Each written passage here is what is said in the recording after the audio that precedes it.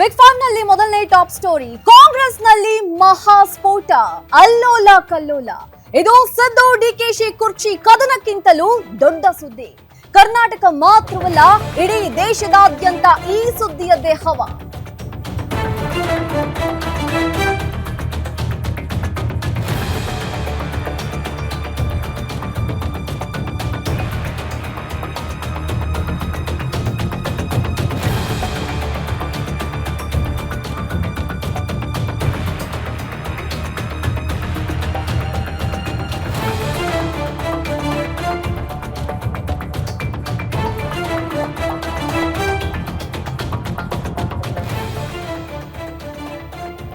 ಕಾಂಗ್ರೆಸ್ನಲ್ಲಿ ಮಹಾಸ್ಫೋಟ, ಅಲ್ಲೋಲ ಕಲ್ಲೋಲ.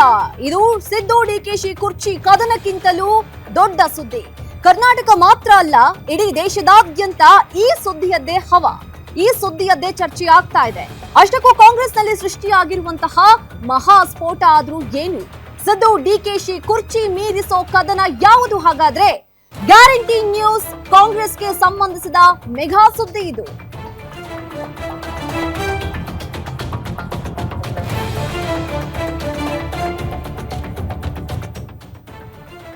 ಕಾಂಗ್ರೆಸ್ನಲ್ಲೀಗ ರಾಹುಲ್ ಗಾಂಧಿ ವರ್ಸಸ್ ಪ್ರಿಯಾಂಕಾ ಗಾಂಧಿ ಚರ್ಚೆ. ಪ್ರಿಯಾಂಕಾ ಗಾಂಧಿಯನ್ನ ಮುಂದಿನ ಪ್ರಧಾನಿ ಅಭ್ಯರ್ಥಿ ಮಾಡಿ ಕಾಂಗ್ರೆಸ್ ಸಂಸದ ಇಮ್ರಾನ್ ಮಸೂದ್ ಸ್ಫೋಟಕ ಹೇಳಿಕೆ ಕೊಟ್ಟಿದ್ದಾರೆ.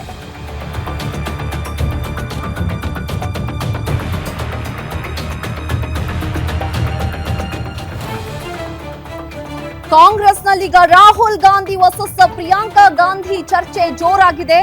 ಪ್ರಿಯಾಂಕಾ ಗಾಂಧಿಯನ್ನ ಮುಂದಿನ ಪ್ರಧಾನಿ ಅಭ್ಯರ್ಥಿಯನ್ನಾಗಿ ಮಾಡಿ ಕಾಂಗ್ರೆಸ್ ಸಂಸದ ಇಮ್ರಾನ್ ಮಸೂದ್ ಸ್ಫೋಟಕ ಹೇಳಿಕೆಯೊಂದನ್ನ ಕೊಟ್ಟಿದ್ದಾರೆ. ಮಸೂದ್ ಹೇಳಿಕೆ ಬೆನ್ನಲ್ಲೇ ಕಾಂಗ್ರೆಸ್ನಲ್ಲಿ ಈಗ ಅಲ್ಲೋಲ ಕಲ್ಲೋಲ ಸೃಷ್ಟಿಯಾಗಿದೆ. ಪ್ರಿಯಾಂಕಾ ಗಾಂಧಿಯನ್ನ ನಾವು ಪ್ರಧಾನಿ ಮಾಡೇ ಮಾಡ್ತೀವಿ, ಅಜ್ಜಿ ಇಂದಿರಾ ಗಾಂಧಿಯಂತೆ ಪ್ರಿಯಾಂಕಾ ಗಾಂಧಿ ಆಳ್ವಿಕೆ ಮಾಡ್ತಾರೆ.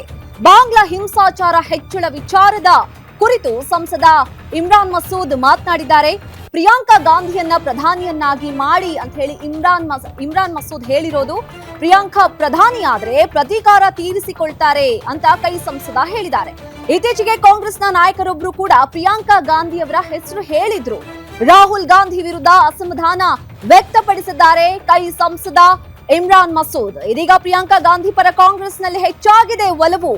ಮುಂದಿನ ದಿನಗಳಲ್ಲಿ ಕಾಂಗ್ರೆಸ್ ನಾಯಕತ್ವ ವಹಿಸಿಕೊಳ್ತಾರಾ ಪ್ರಿಯಾಂಕಾ ಗಾಂಧಿ ಹಾಗಾದ್ರೆ ಅನ್ನುವಂತಹ ಮಾತು. ರಾಹುಲ್ ಗಾಂಧಿಗಿಂತಲೂ ಪ್ರಿಯಾಂಕಾ ಗಾಂಧಿ ಹೆಚ್ಚು ಸಮರ್ಥರ ಅನ್ನುವಂತಹ ಪ್ರಶ್ನೆ ಈಗ ಹುಟ್ಕೊಳ್ತಾ ಇದೆ.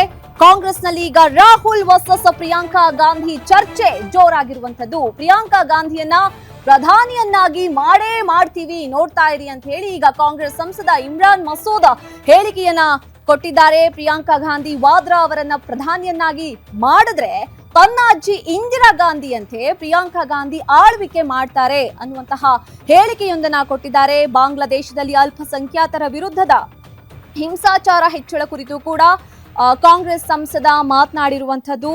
ಆಕೆ ಇಂದಿರಾ ಗಾಂಧಿ ಮೊಮ್ಮಗಳು, ಅವರು ಪಾಕಿಸ್ತಾನಕ್ಕೆ ತುಂಬಾ ಹಾನಿ ಉಂಟು ಮಾಡಿದ್ದಾರೆ. ಆ ಗಾಯಗಳು ಇನ್ನೂ ವಾಸಿಯಾಗಿಲ್ಲ. ಪ್ರಧಾನಿಯಾಗಿ ಮಾಡಿದ್ರೆ ಆಕೆ ಹೇಗೆ ಪ್ರತೀಕಾರ ತೆಗೆದುಕೊಳ್ತಾರೆ ಅಂತೆಲ್ಲ ನೋಡಿ ಅಂತ ಹೇಳಿ ಹೇಳಿಕೆಯನ್ನ ಕೈ ಸಂಸದ ಇಮ್ರಾನ್ ಮಸೂದ್ ಕೊಟ್ಟಿದ್ದಾರೆ.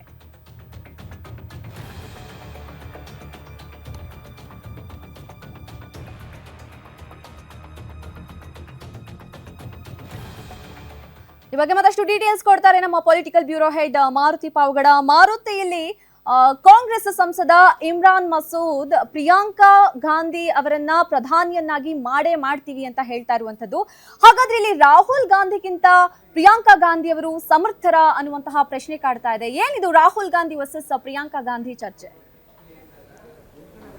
ನಮ್ರತ, ದೇಶಾದ್ಯಂತ ಕಾಂಗ್ರೆಸ್ನ ಇವತ್ತಿನ ಪರಿಸ್ಥಿತಿ ನೋಡಿದ್ರೆ ಕಳೆದ 3 ಚುನಾವಣೆಗಳಲ್ಲಿ ರಾಹುಲ್ ಗಾಂಧಿ ಅವರನ್ನು ಮುಂದೆ ಇಟ್ಕೊಂಡು ರಾಹುಲ್ ಗಾಂಧಿ ಅವರೇ ನಮ್ಮ ನಾಯಕ ಅನ್ನುವಂಥದ್ದನ್ನು ಬಿಂಬಿಸಿ ಚುನಾವಣೆಗಳನ್ನು ಎದುರಿಸಿದ್ದು. 2014ರ ಲೋಕಸಭಾ ಚುನಾವಣೆ ಆಗಿರ್ಬೋದು, 2019ರ ಲೋಕಸಭಾ ಚುನಾವಣೆ ಆಗಿರ್ಬೋದು, ಅದಾದ ಬಳಿಕ ಮೊನ್ನೆ ನಡೆದಂತಹ 2024ರ ಲೋಕಸಭಾ ಚುನಾವಣೆ.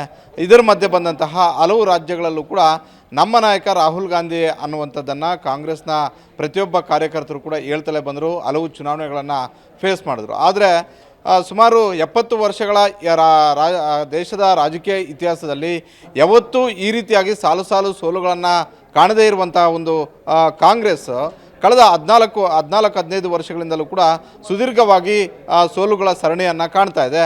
ಹೀಗಾಗಿ ಹಲವು ನಾಯಕರುಗಳು, ಹಲವು ಮುಖಂಡರು, ಹಲವು ಕಾರ್ಯಕರ್ತರುಗಳು ಇಡೀ ದೇಶಾದ್ಯಂತ ಈ ವಿಚಾರವನ್ನು ಹೆಚ್ಚು ಹೆಚ್ಚು ಚರ್ಚೆಯನ್ನು ಮಾಡೋದಕ್ಕೆ ಮುಂದಾಗ್ತಾ ಇದ್ದಾರೆ.